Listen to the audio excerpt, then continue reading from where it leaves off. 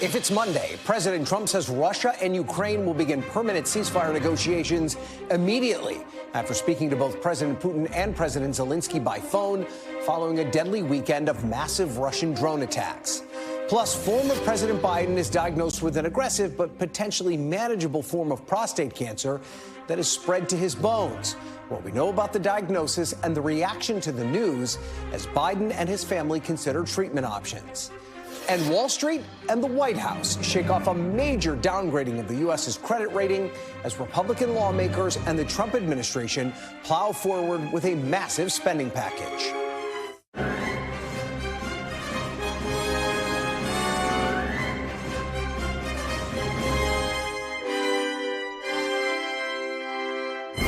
Hi there and welcome to Meet the Press Now. I'm Ryan Nobles in Washington, where President Trump held two high-stakes calls today, speaking with Russian President Putin and Ukrainian President Zelenskyy as he tries to broker an end to the war in Ukraine. This after vowing on the campaign trail that he would resolve the conflict on his first day in office. 120 days later, signs of real progress in ending the war have been hard to find, with the president telling reporters last week as representatives from Russia and Ukraine met in Turkey that they shouldn't expect much until he was able to speak with Russian President Putin personally, which he just did. Now, President Trump said his call with the Russian leader lasted about 2 hours and that the tone and spirit of the conversation was, quote, excellent. The president announced that Russia and Ukraine would, quote, immediately start negotiations toward a ceasefire and, more importantly, to an end to the war, though the president did not provide any more details about those talks. Now, in the same post, Mr. Trump said that he'd also spoken with President Zelenskyy and several European leaders, informing them about the planned start of negotiations. It comes as the administration has cast doubt on Russia's intentions of ever ending the war. Here's Vice President Pence speaking on Air Force Two earlier today. I'm not sure that Vladimir Putin has a strategy himself for how to unwind the war. There is fundamental mistrust between Russia and the West. It's one of the things the president thinks is frankly stupid, that we should be able to move beyond the mistakes that have been made in the past. But that takes two to tango. I know the president's willing to do that, but if Russia's not willing to do that, then we're eventually just going to have to say, this is not our war. It's Joe Biden's war. It's Vladimir Putin's war. It's not our war. We're going to try to end it, but if we can't end it, we're eventually going to say, you know what, that was worth a try, but we're not doing it anymore. Those tough words for Russia from Vice President Vance come after the vice president met with President Zelenskyy in Rome yesterday. These images from the meeting show both men smiling. It's strikingly different body language compared to that clash in the Oval Office less than 3 months ago.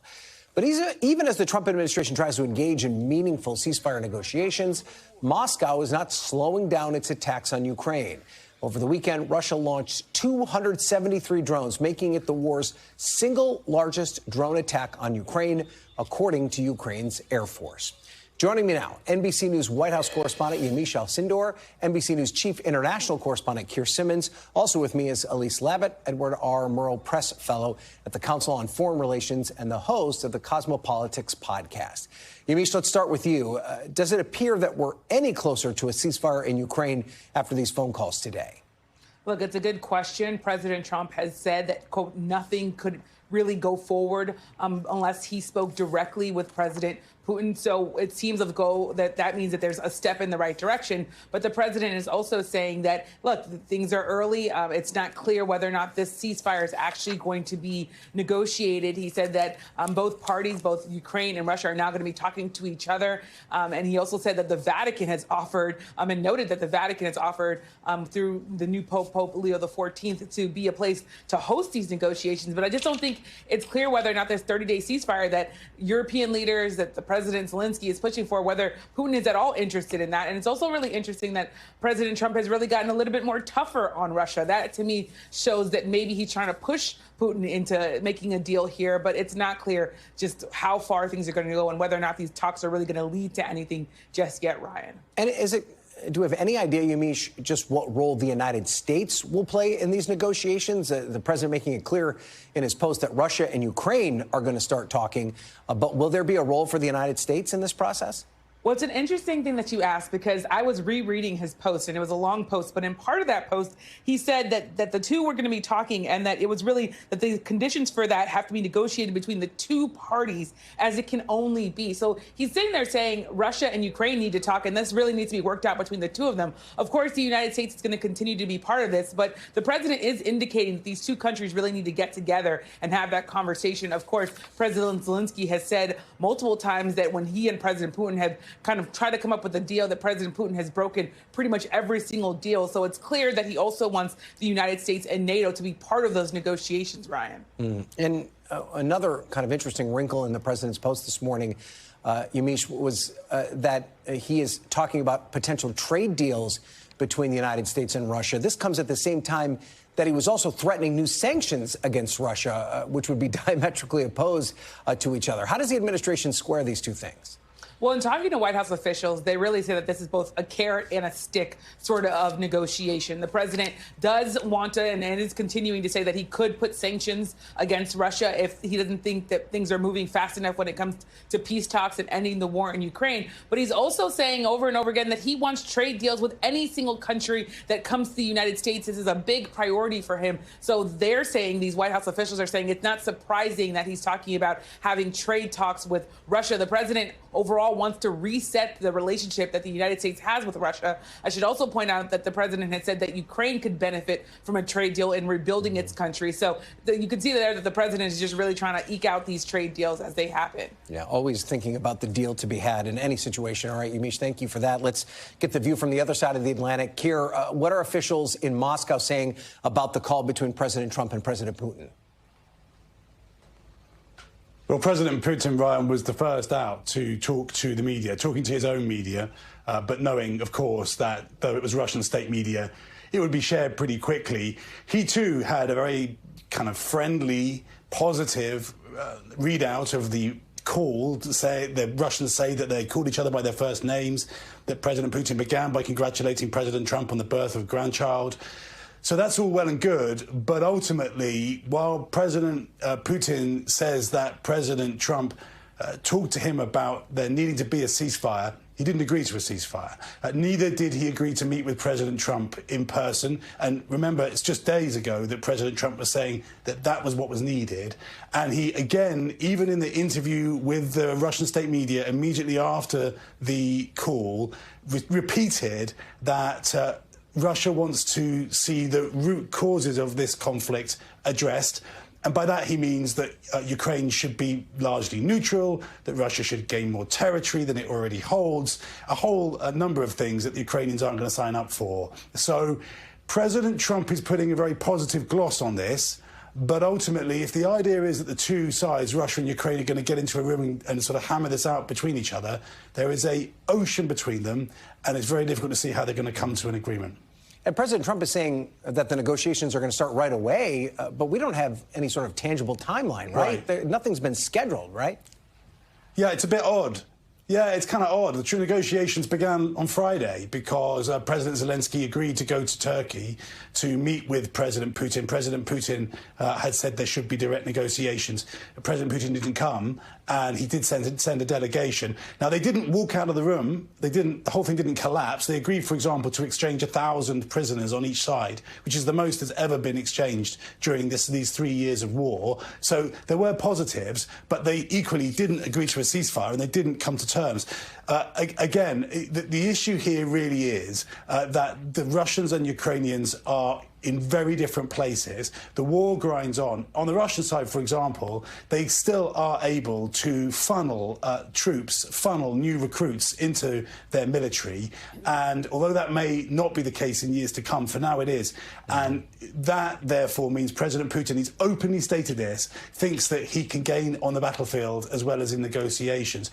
I think we may look back on this day, this moment, and say this was the moment that President Trump walked away from all of this, realising that he couldn't get the ceasefire, the deal that he had hoped to get. Yeah, and part of the reason we may draw that conclusion is because, while Donald Trump is talking about a ceasefire, the reality on the ground is much different, right? I mean, there was a massive aerial bombardment of Ukraine over the weekend. Things would have to change dramatically on the front lines to get to a place where a ceasefire would be any sort of a reality, right? Yeah, dramatically. And, I think in many ways it's a good idea to pay attention to what the Russians do as much as what they say.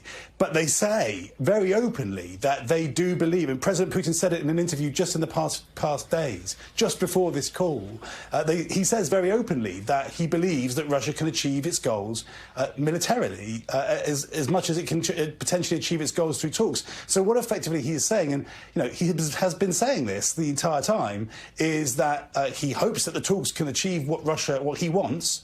But if they don't, then he's perfectly happy, perfectly prepared, perhaps not happy, to continue the war. And that's the fundamental challenge here. Again, President Trump said that he could get this solved very, very quickly. At the moment, that is not looking like what is going to happen. Okay, Keir Simmons, thank you for that. We appreciate it. Let's turn now to Elise Labott. Elise, if it doesn't seem like there's any progress on a ceasefire deal, what was the point of this call today? Well, I mean, it's good that the sides keep talking and they're, agreeing at least to that they want, in theory, to have a solution to the war, to an end to the war. And I think what you have is President Putin willing to humor President Trump a little bit. He knows that President Trump wants a better relationship. He wants to reset relations with the Russians. And so he's willing to talk to him. But again, as Keir said, on his terms. There was no progress today. They were obviously on opposite sides. You have the U.S. and Ukraine and the Europeans wanting this 30-day ceasefire. And President Putin said no. So until he gets what he wants, which is basically Ukraine's unconditional surrender with a lot more territory than they even have now, the talks aren't going anywhere. So I think what President Putin is trying to do is keep the idea of talks alive and keep humoring the United States, because now, President Trump, Vice President Vance, they're talking about sanctions. They're talking about maybe walking away. Vladimir Putin doesn't want the international community to walk away. He wants to keep them at the table. But really, it's just kind of smoke and mirrors. Yeah, maybe expand on that a little bit, because I'm a little perplexed because we've heard the Secretary of State, Marco Rubio, say the same thing. Now we hear Vance saying it as well, that the United States might just, get out of this game and leave it to them to decide. How does that work as a leverage point in these talks? Well, the question is, when the U.S. says it's going to walk away, what does that mean? Does it mean that it's hands off, you guys go keep killing each other and we're done with it? Or is the U.S. going to walk away but continue to support Ukraine, to continue to give that aid, to continue to give them weapons, to work with the Europeans on additional sanctions? That might not be so bad for the Ukrainians, because right now the Russians have the upper hand. If the U.S. is just going to walk away and leave the Ukrainians to fend for themselves, that's essentially giving a victory to Putin. So I don't think the Ukrainians certainly don't want the U.S. to walk away. Would Vladimir Putin want the U.S. to walk away and be able to do what he wants? Because, as Keir said, he does think he can have victory on the battlefield. But, look, the sanctions are continuing to hurt Russia. He would like to have a better relationship with the U.S. So I think he's going to keep inching along, making it like he's going to talk. But, unless there's someone that's really going to crack those skulls and get together, I don't see the Ukrainians and the Russians being able to get it together themselves. Of those two paths you described, though, of the United States walking away, I mean, Putin has to be aware of what's happening on this side of the Atlantic, right? He knows that there's not any sort of inertia by congressional Republicans to continue the funding to help support Ukraine, right? I mean, is that a bet he might be willing to take for the U.S. to walk away? Well, I think you see President Trump as his unpredictable, right? Why were Republicans so reticent? Because the MAGA crowd was reticent. Because President Trump was reticent. I think you've heard President Trump over the last, 6 weeks or so, coming to the conclusion that, I really want to be friends with Vladimir Putin. He's, want to be best friends. He could be playing me. And so if President Trump is going to, start to lose favor with President Putin, he might want to get tough. And then, the Republicans, as we've seen since he could fall in line. And then you see Republicans wanting to throw money at Ukraine like they used to. Yeah, he definitely has the ability to move mountains when it comes to congressional Republicans. I think he's starting to, realize what's really going on. And look, President Trump, again, really, is enamored of this strongman, President Putin, but he doesn't like to look like a chump, and he doesn't like to look like a loser. And so if he can get the better of Vladimir Putin, I think he may try to do it. Well, we'll see. That'd be a remarkable about-face. But Elise Labott, your expertise is always appreciated. Good to be with you. Thanks for being here. We're going to turn now to the economy. Stocks had a bit of a bumpy day today, but closed pretty much where they started as investors seem to shake off the news over the weekend after one of the big three credit rating agencies, Moody's, downgraded the U.S.'s credit rating one notch off its AAA rating, citing a rise in debt. The other two major rating agencies, Standard & Poor's and Fitch, had already downgraded the U.S. credit rating in 2011 and 2023, respectively. Treasury Secretary Scott Bessent downplayed Moody's decision yesterday on Meet the Press. Who cares? Qatar doesn't, Saudi doesn't, UAE doesn't. They're all pushing money in. Moody's is a lagging indicator. I think that's what everyone thinks of credit agencies. Larry Summers and I don't agree on everything, but he said that when they downgraded the U.S. in 2011. So it's a lagging indicator. NBC News senior business correspondent Christine Romans joins me now. Is the Treasury Secretary right? Moody's downgrade of the U.S. credit rating isn't that big of a deal? We shouldn't care? I mean, 2011, then 2023, and then now it tells you that the country's fiscal health has been going in the wrong direction for a really long time. So lagging indicator maybe, but it is a warning sign, quite frankly, that the United States does not have its financial house in order and hasn't for a really long time. And there will be a price to pay for that. Look, this could mean higher borrowing costs down the road. Indeed, we saw the 30-year Treasury touch 5%. That's something that hasn't happened in a couple of years. And look at it this way, Ryan, when you have one of every $7 the United States government spends is to pay interest on its debt. And that's only getting bigger and bigger. It crowds out other spending. It's a dangerous position to be in long term, right in the middle of a big spending bill negotiation, by the way. Yeah. And you mentioned the fact that these other rating agencies had already downgraded the U.S. credit rating. Why did it take Moody's so long? You know, when you go from AAA to AA1, I mean, that's going from an A+ to an A. When you think about it, the U.S. is still the best economy in the world, the biggest economy in the world, and the most reliable investment, right? The United States really is the most reliable investment. But Moody's had been the last to kind of come off that perfect score. And, we've had other brinksmanships over the debt ceiling that have caused other agencies to make their downgrades in years past. Moody's finally coming around to it, just looking honestly at the length of time that the debt and deficit problem has been building and finally thrown in the towel. And the other development over the weekend, President Trump urged Walmart to eat some of the tariffs on Chinese imports on Saturday. He said Walmart should stop trying to blame tariffs as the reason for raising prices throughout their chain. Between Walmart and China, they should, as is said, eat the tariffs and not charge valued customers anything. I mean, there's a lot to unpack here, but the Treasury Secretary as well agreed that they should eat some of these tariffs. Listen to what he had to say. I was on the phone with Doug McMillon, the CEO of Walmart, yesterday, and Walmart is, in fact, going to, as you described it, eat some of the tariffs. I mean, there's so many different ways. I mean, first of all, I wonder what Donald Trump would have thought when he was a private businessman and if a president had told him to eat higher and increased costs. But doesn't this also undermine the Trump administration's argument that foreign governments are the ones that pay these tariffs? Yeah, Ryan, I'm old enough to remember when it was a Democratic administration trying to get companies not to pass on higher prices to fight inflation. That was called socialist. And now we've got a Republican administration that's literally calling up companies and telling them how they want prices to be set, something that would just never correspond with Republican orthodoxy and any other time in recent history. But you're right. I mean, the company had said, Walmart had said, look, 30% tariffs on China, even the 10% tariffs on Central America, for example, they're already passing on higher prices for bananas. The United States doesn't grow bananas. So we've got a tariff on something the U.S. doesn't grow. And a lot of retailers just don't square with how that fits into the president's, rehome manufacturing. We're not going to be growing a bunch of bananas. But you're also right that, Walmart is a capitalist company. If it were to eat all of the tariffs, it would shrink its profit margins, right? And then what happens? Then maybe it hires less. Maybe it expands less. So no matter what, this is just the system that we have here. And to have, we're going to hear from a lot more retailers this week, by the way, and I think you're going to hear other retailers say that they have to pass on higher prices as well. Okay, Christine Romans, thank you. We appreciate it.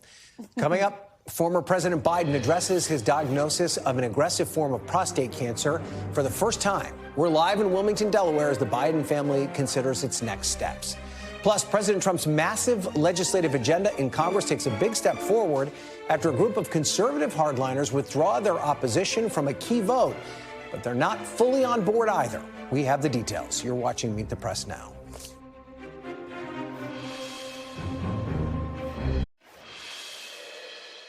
Welcome back. Former President Joe Biden and his family are meeting with doctors and weighing treatment options after his office announced over the weekend that the former president has been diagnosed with an aggressive but manageable form of prostate cancer that spread to his bones.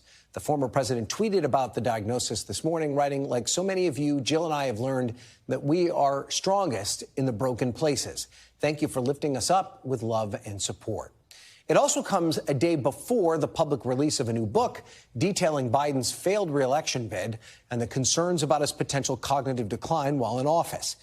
Over the weekend, newly released audio from then special counsel Robert Hur's interview with President Biden appeared to confirm that he had some memory lapses while in office, including struggling to remember the year his son, Beau, died of cancer. NBC News national correspondent Aaron Gilchrist joins me now from Wilmington, Delaware. So, Aaron, what do we know about the timing of this diagnosis and what are the next steps? Well, Ryan, we're really just learning about this over the last week-ish. We remember early last week we were told by the former president's office that doctors had discovered a nodule on his prostate and that was something that there would need to be further testing on. And then fast forward to last night where we got another statement from his office that told us that on Friday, former President Biden and his family had been notified of this diagnosis of prostate cancer, this aggressive form of prostate cancer that his office went on to say was one that is hormone sensitive, meaning there's some expectation that this is a form of prostate cancer that can be treated potentially through a hormone therapy, which sources have told NBC News is something the Biden family is thinking about at this point in time. And so that's potentially what could be the next steps for this, for them to make some decisions about treatment and then to undergo that treatment. Of course, we know this is an issue, cancer, that is familiar for the Biden family, something that the former president himself has had to deal with in terms of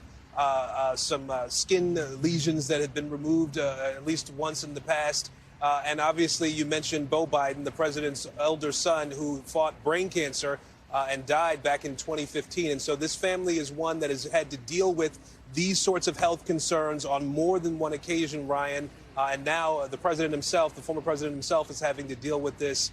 We note that he developed this cancer moonshot initiative when he was vice president, something that he reinstated during his presidency. And Ryan, in the days after he left the race for re-election, he really turned back to this issue of cancer as one that he said was going to be a major focus of his in the final days of his presidency. And in the days after his presidency, he made that announcement. I remember being in New Orleans when he announced that the administration was going to infuse $150 million into that cancer moonshot effort with the goal of cutting cancer in this country in half by 2047. And now, of course, this is something that the former president himself is having to deal with, a very serious, Ryan, form of cancer. Okay. Aaron Gilchrist on the ground there in Wilmington for us. Aaron, thank you. Up next, the case for bipartisanship. I'll talk to a Democratic lawmaker on a key committee who says there's still room for Democrats and Republicans to work together on President Trump's sweeping legislative agenda. You're watching Meet the Press now.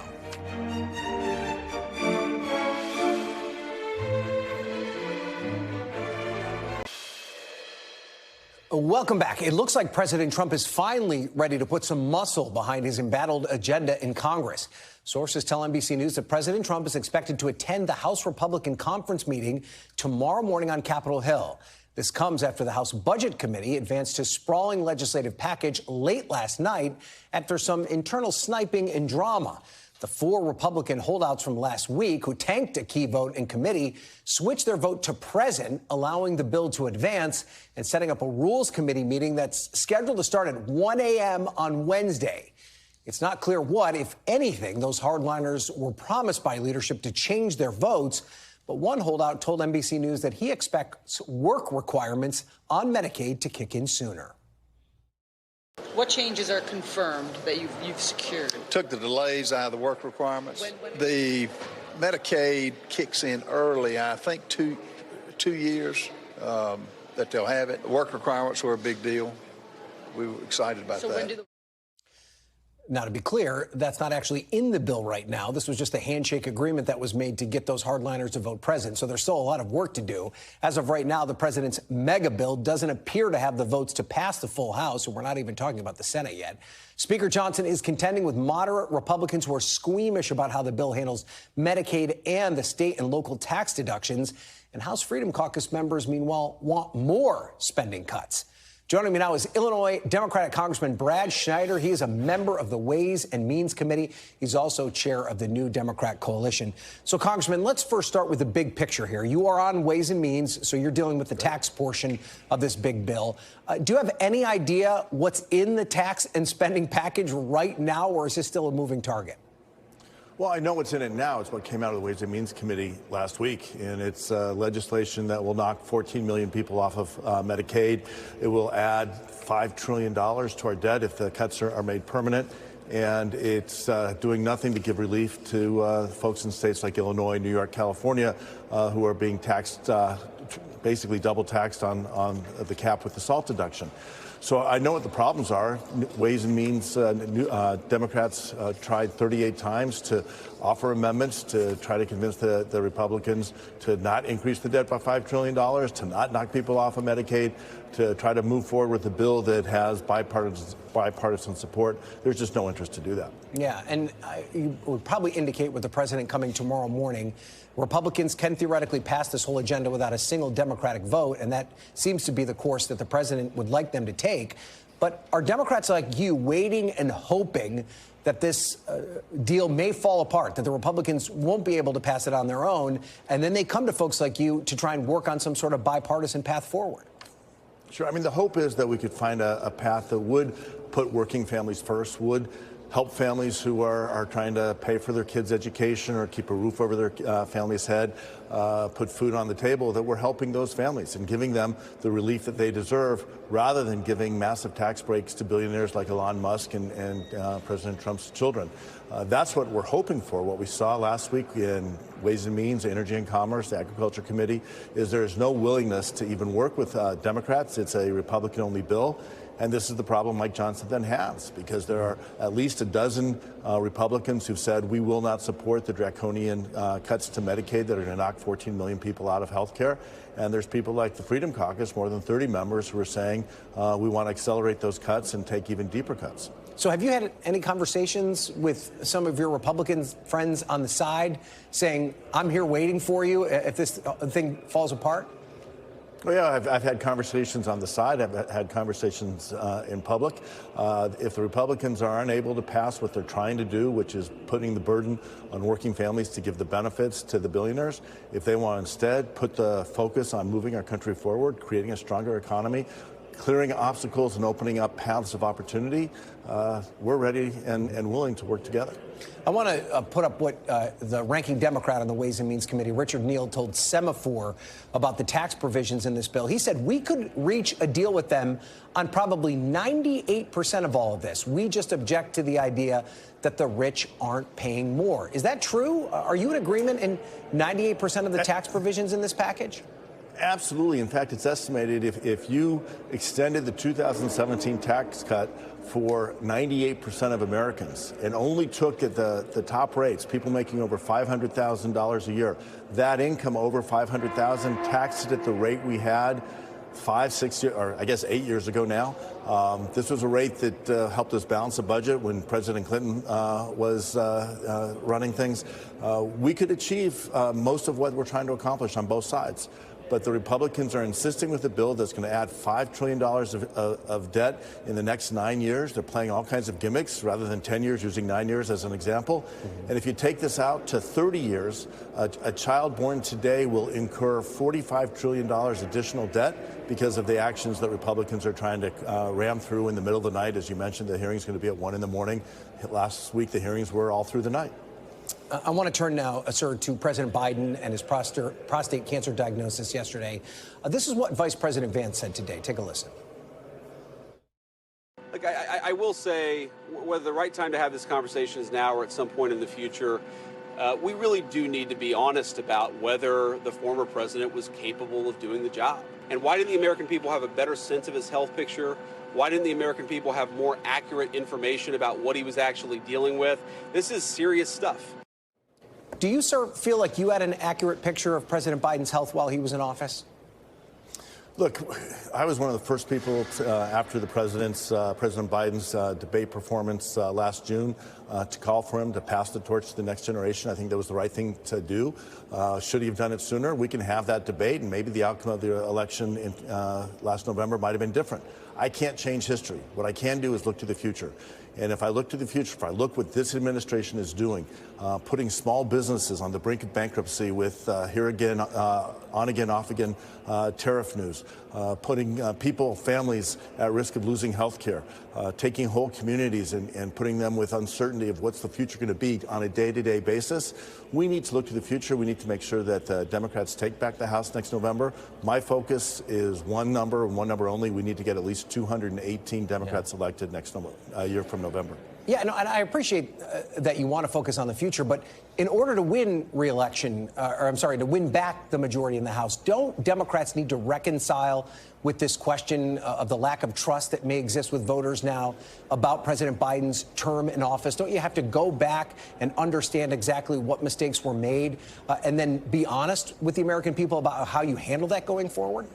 I think, Ryan, you're right. We always have to be honest and earn trust. That's an ongoing basis. I think right now, and as you mentioned, I have the privilege of chairing the new Democrat coalition. We've grown to 115 members. We were 100 members in the last Congress. We added 15 total new numbers, but in that 15, there are 30 members who've joined us since the last Congress. We continue to grow, and it is growing on a message of serving the people we represent, working on growing our economy from the middle out, giving people an opportunity not just to make ends meet, but to get ahead, making sure that we're providing healthy and safe communities, that people feel safe in their homes, on their way to work, taking their kids to school, and that the United States continues to be a leader in a world protecting Americans and American interests at home and abroad always. And that's what we're focused on. We'll continue to grow. We hope to add at least 3 new seats in the next election. We have to do it by building trust, by convincing people that if they give us a chance to govern, we're going to govern in a way that represents their priorities, their values, and their interests, and that will make their future better, make their life better.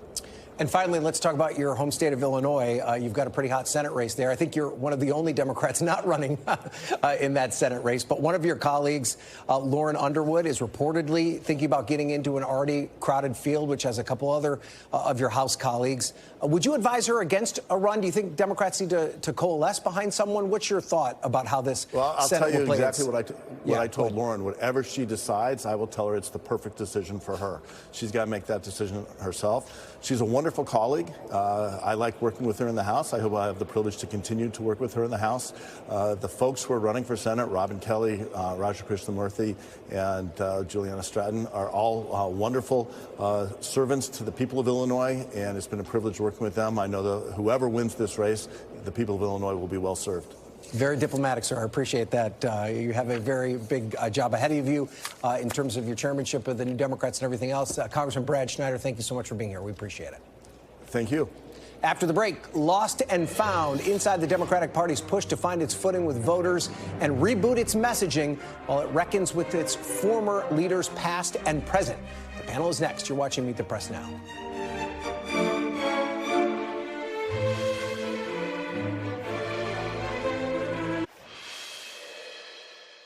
Welcome back. It's no secret that the Democratic Party is in a bit of a rut. A recent AP poll had just 35% of Democrats optimistic about the party's future. These are actual Democrats, not the entire country.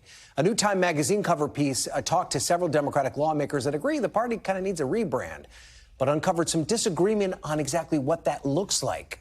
Some want more pragmatic policies, like Minnesota Congresswoman Angie Craig, who said, I've heard some folks say it's not our policies, we just have to communicate better.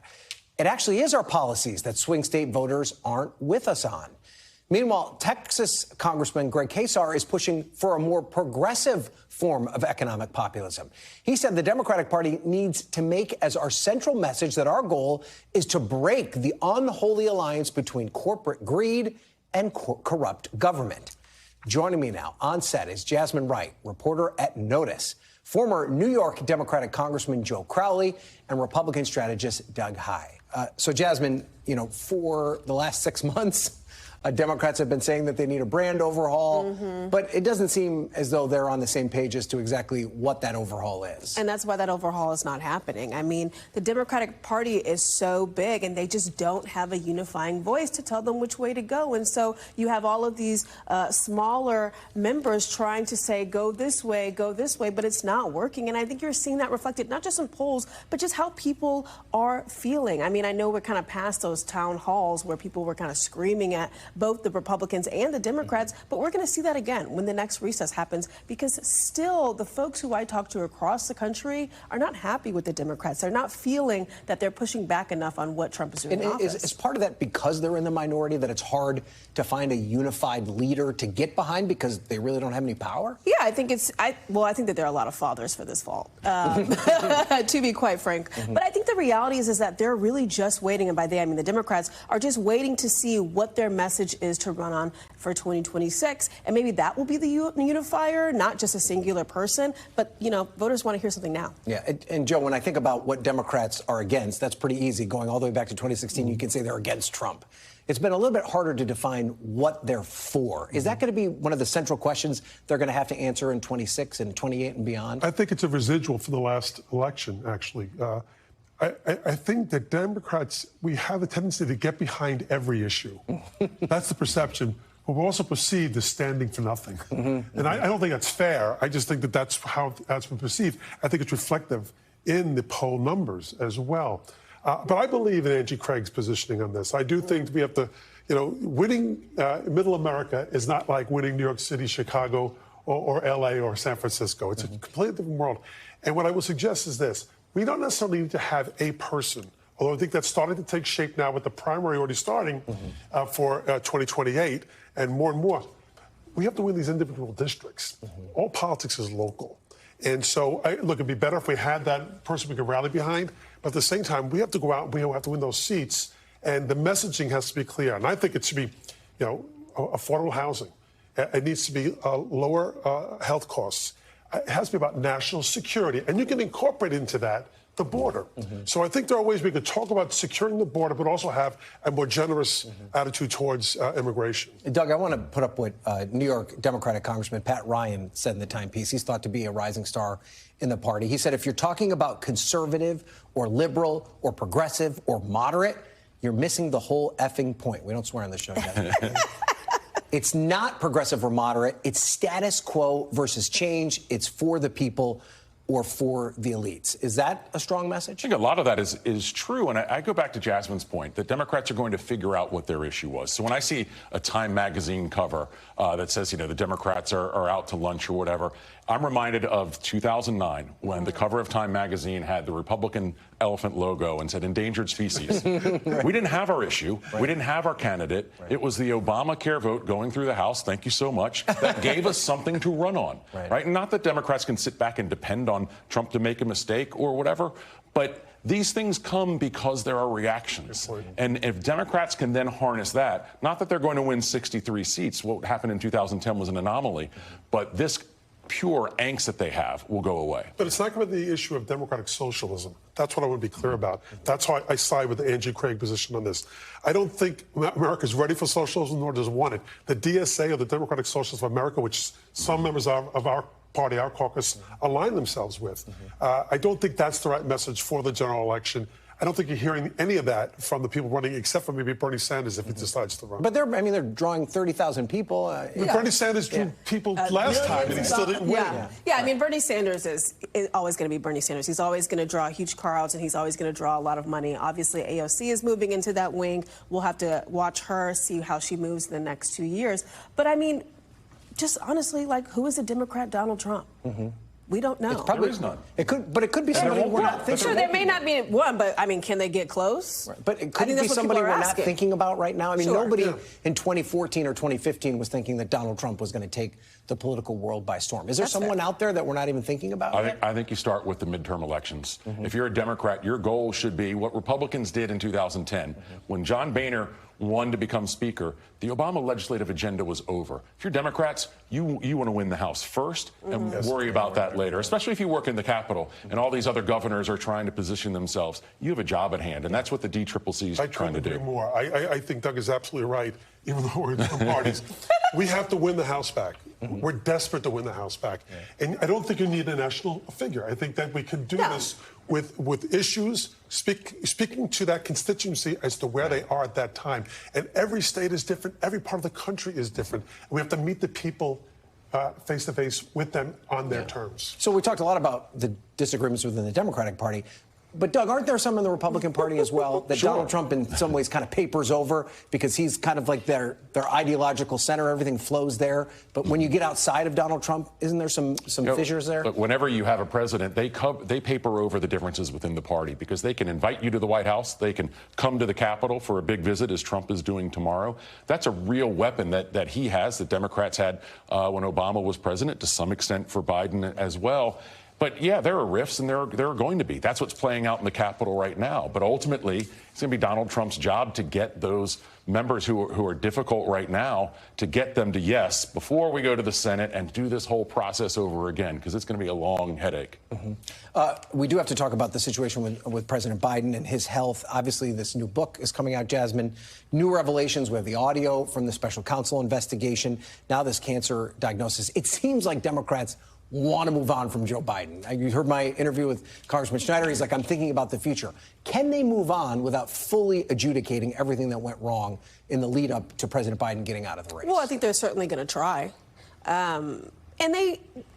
I mean, honestly, the answer is no. They can't. I think that I'm not sure that the Democratic Party necessarily needs them to come forward and say, we all made mistakes, although that's probably going to be easiest. Reporters are going to continue to ask these questions until Democrats take the Chris Murphy lane and say, yes, he should have left the office, or not left the office early, but yes, he shouldn't have ran, or yes, he should have done something differently. But this is going to be continuously asked about over and over and over again. Because really for the next 2 years. Joe, doesn't it come back to trust, right? Because what this has offered Republicans is an opportunity to tell, well, you can't trust Democrats because they weren't giving you the full story when it came to President Biden. Well, first and foremost, our thoughts and prayers, obviously, with the president and his family. And I'm suffering, my family's suffering from a diagnosis of our oldest son of a cancer that also metastasized to his skeletal system.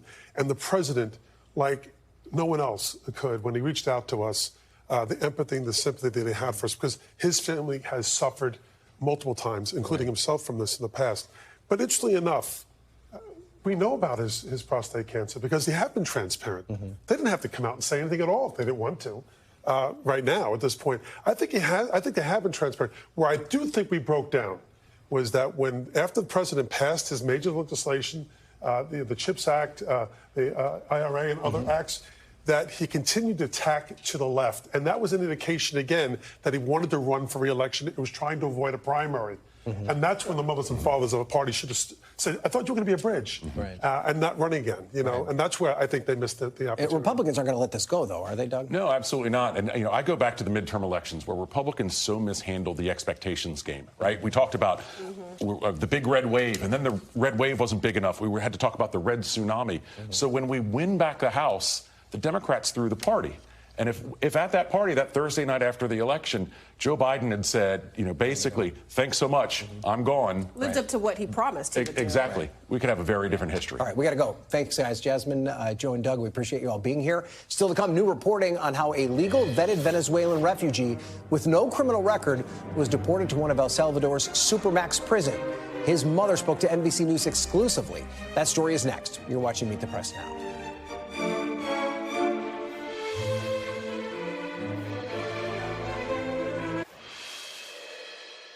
Welcome back. A win for the Trump administration at the Supreme Court today. The High Court is allowing the White House to revoke the temporary legal protections of tens of thousands of Venezuelans that were granted by the Biden administration. The ruling could allow the administration to begin deportations, but the court ruled that some individuals can challenge their removals. Today's decision comes after the Supreme Court struck a blow to President Trump's immigration policy late last week, ruling that for now, the Trump administration cannot use the centuries-old Alien Enemies Act to deport migrants to a notorious Salvadorian mega prison without due process. But that ruling only applies to people who haven't been sent to El Salvador yet. NBC's David Noriega has new reporting showing that some of the people already deported to El Salvador not only came to the U.S. legally, but through one of the most stringent legal immigration programs available. David spoke exclusively to the mother of one such refugee who hasn't gotten any information about her son in months. Before they ever set foot in the U.S., while they were living in Ecuador after having fled their native Venezuela, Lisbeth Sanguino and her sons went through months of extensive vetting, in-person interviews, and background checks to be resettled as refugees. Aquí están los boletos de avión. So she was shocked when the family arrived at the airport in Houston and immigration agents arrested her 24-year-old son, Vladimir Agelvis. The reason? A tattoo of a rose and a clock, which an agent wrote are associated with the Venezuelan gang Tren de Aragua.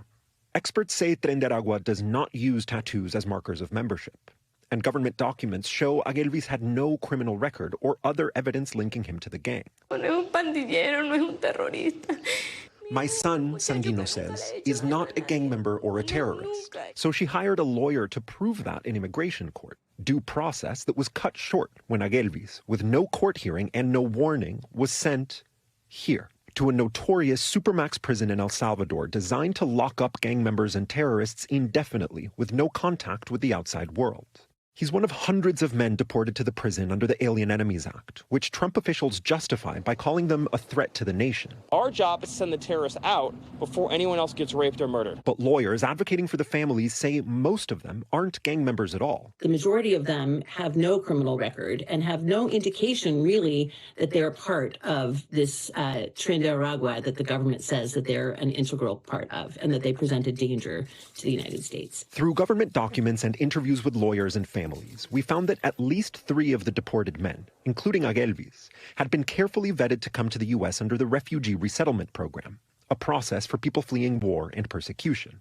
In a statement, the Trump administration said it was confident in its intelligence and that it would be, quote, insane to share intelligence reports every time a gang member denies he is one. Lisbeth still has the suitcase her son packed to come to the U.S. Para mí es muy duro como mamá imaginar la situación que está pasando mi hijo. For more than 2 months, she's had no contact with him. Yo como y siento culpa. She feels guilty when she eats, she says, because she doesn't know if he's eating. The first and only glimpse at his conditions came last week, when former Congressman Matt Gaetz, for his show on One America News, joined current members of Congress for a tour of the section of the prison housing Venezuelan deportees. The prisoners yelled liberty and made this hand sign, an international symbol meaning SOS. Y más aún después de la semana pasada ver esos videos donde gritaban pidiendo auxilio. Watching the video, Lisbeth says, only made her feel worse. How does this change your perception of the United States? Totalmente. Completely, she says. She thought the U.S. was a place where things happened according to the law.